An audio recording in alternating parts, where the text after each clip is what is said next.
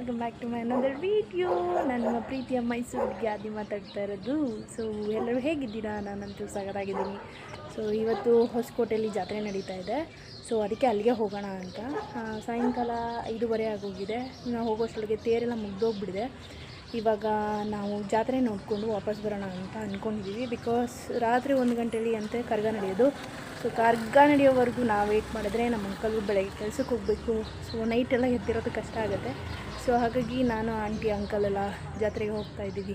ನಾನೇನು ನೋಡ್ತೀನೋ ನಿಮಗೂ ಅದನ್ನೇ ತೋರಿಸ್ತೀನಿ. ಬನ್ನಿ ಹೋಗೋಣ. ನೋಡಿ, ಸಂಜೆ ಜಾತ್ರೆ ನೋಡೋದಕ್ಕೆ ಎಷ್ಟೊಂದು ಜನ ಬಂದವರೆ.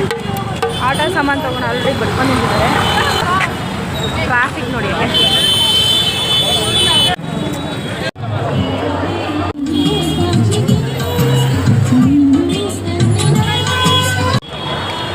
ಎಷ್ಟೊಂದು ಜನ ಇದ್ದಾರೆ ನೋಡಿ.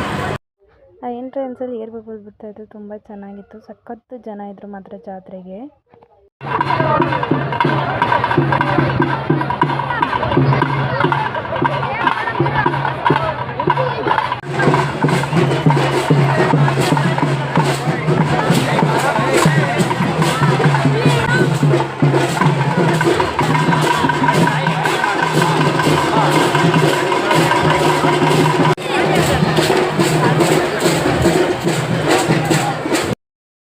ಹಿಂಗೆ ಒಂಚೂರು ಮುಂದೆ ಬಂದು ನೋಡಬೇಕಾದ್ರೆ ಇದೇನಪ್ಪ ದೇವ್ರು ಕೂರ್ಸವ್ರೆ ಅಂತ ನೋಡಬೇಕಾದ್ರೆ ಅಲ್ಲಿ ಎಲ್ಲ ದೇವ್ರನ್ನ ಕೂರಿಸಿ ಬರೋರಿಗೆಲ್ಲ ದೃಷ್ಟಿ ತೆಗೆದು ನಿಂಬೆಹಣ್ಣು ನೀವುಳಿಸಿ ಮತ್ತು ಬೇವಿನ ಸೊಪ್ಪಲ್ಲೆಲ್ಲ ನೀವುಳಿಸ್ತಾಯಿದ್ರು ನೋಡಿದ್ರೆ.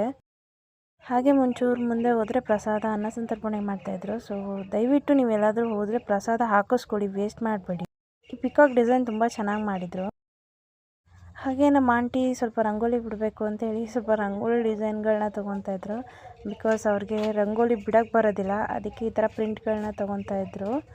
ಸೊ ಹಾಗೆ ಮುಂದೆ ಹೋಗ್ಬೇಕಾದ್ರೆ ಜಾತ್ರೆಯಲ್ಲಂತೂ ಹೆಣ್ಮಕ್ಳನ್ನ ಕರ್ಕೊಂಡು ಹೋಗ್ಬಿಟ್ರಂತೂ ನೋಡಿದ್ದೆಲ್ಲ ತಗೋಬೇಕು ಅನಿಸುತ್ತೆ. ಎಷ್ಟು ಚೆನ್ನಾಗಿದ್ದು ಅಲ್ವಾ, ದೀಪಗಳು, ಆಮೇಲೆ ಈ ಥರ ಪ್ರಿಂಟ್ಗಳು ಹಾಕೋದು, ಅಲ್ಲಿ ಸ್ಟ್ಯಾಚು ಇತ್ತು ಕೆಂಪೇಗೌಡ್ರದ್ದು, ಆ್ಯಂಡ್ ಬಲೂನ್ಗಳು, ಎಷ್ಟೊಂದು ಐಟಮಪ್ಪ. ನೋಡಿದ ತಕ್ಷಣ ಕಣ್ಣೆಲ್ಲ ಸೆಳೆಯುತ್ತೆ, ಹಾಗೆ ತೊಗೊಂಬಿಡ್ಬೇಕಾ ಅನಿಸುತ್ತೆ. ಸೊ ಹಾಗೆ ನೋಡಿಕೊಂಡು ಮುಂದೆ ಬಂದು, ಸೊ ಸಿಕ್ಕಾಪಟ್ಟೆ ದೊಡ್ಡ ಜಾತ್ರೆ ಮಾತ್ರ, ಸಿಕ್ಕಾಪಟ್ಟೆ ದೊಡ್ಡದು ಅಂದರೆ ಸಿಕ್ಕಾಪಟ್ಟೆ ದೊಡ್ಡದು. ತುಂಬ ಜನ ಬಂದಿದ್ದರು. ಅಲ್ಲೇ ಮುಂದೆ ಹೋಗ್ತಾ ಹೋಗ್ತಾ ನೋಡಬೇಕಾದ್ರೆ RCB ಹ್ಯಾಟು ಕೂಡ ಹಾಕಿದ್ರು, ಎಷ್ಟು ಚೆನ್ನಾಗಿತ್ತಲ್ವ. ಸೊ ಹಾಗೆ ಮುಗಿಸ್ಕೊಂಡು ನೋಡಿಕೊಂಡು ಹೋಗಬೇಕಾದ್ರೆ ಅಲ್ಲಿ ಸಂತರ್ಪಣೆ ನಡೆಸ್ತಾಯಿದ್ರು, ಅಡುಗೆ ಮಾಡ್ತಾಯಿದ್ರು. ಸೊ ಅದರದ್ದೊಂದು ಕ್ಲಿಪ್ ತೊಗೊಂಡೆ.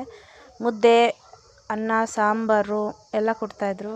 ಆಮೇಲೆ ಮತ್ತೆ ಮುಗಿಸ್ಕೊಂಡು ಅಲ್ಲಿಂದ ಮನೆಗೆ ಹೊರಟ್ಬಿಟ್ಟು